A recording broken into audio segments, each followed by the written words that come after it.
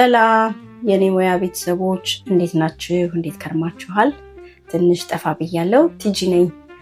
ዛሬ በሌላ በአዲስ ቪዲዮ ወደ እናንተ መጥቻለሁኝ። ዛሬ ልሰራ ያዘጋጀሁት ከፊታችሁ እንደምትመለከቱት በድስት ውስጥ ያስቀመጥኩት የተፈጨ ቀይ ሽንኩርት አለ። እዚህ ጋር ደግሞ የምታዩት የዶሮ ስጋ ነው። ስጋው ብቻ አጥንት የሌለው ማለት ነው። ከዛ በርበሬ ያለን ኮረሪማና ጥቁር አዝሙድ ዘይት አዘጋጅቻለሁኝ። እነዚህም በአንድ ላይ በማዋድ በጣም ቀለል ያለ የዶሮ ወጥ አሰራር እንመለከታለን።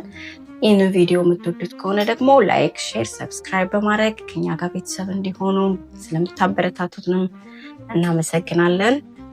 ወደ ቪዲዮ እንደምትመለከቱት ይሄ የዶሮ ስጋ ነው። በጣም ቀለል ያለ የዶሮ ወጥ አሰራር። ብዙ ጊዜ እኛ የምንሰራው ዶሮ ስጋ ያለው አጥንት ያለው በቃ ሙሉ ዶሮ ገለጣጥለን ነውና እስቲ ዛሬ ደግሞ ቀለል ያለ የዶሮ አሰራር ኤኒ ታይም በቃ ከበዓልም በፊት ዶሮ ሰርቶ መብላት ካማራችሁ በእንደዚህ አይነት መልክ ስጋውን እንደዚህ አድርገን እንከትፈዋለን።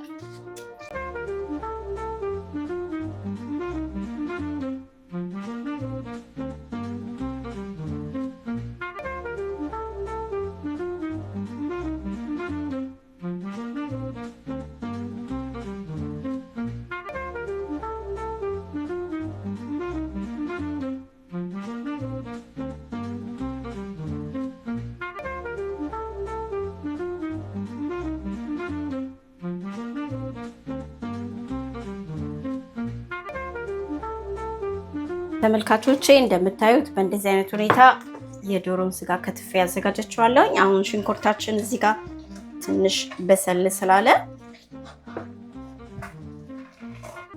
ቀጥሎ የምናደርገው ምንድነው በርበሬያችንን እንጨምራለን ማለት ነው።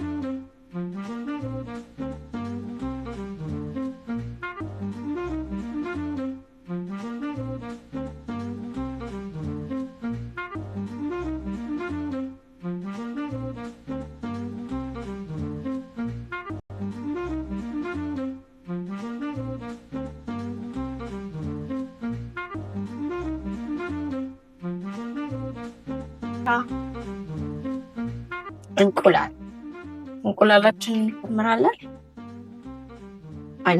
እንዳያችሁት እንቁላሉ ምንም አይል በጨው አድርጋችሁ ስትቀቅሉት ምንም አይነት ላላጥ አይኖረው።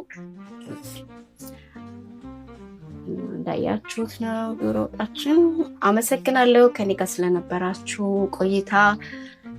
በሌላ ቪዲዮ እስክንገናኝ ድረስ መልካም ጊዜ። ቻው ቻው ቤተሰቦቼ።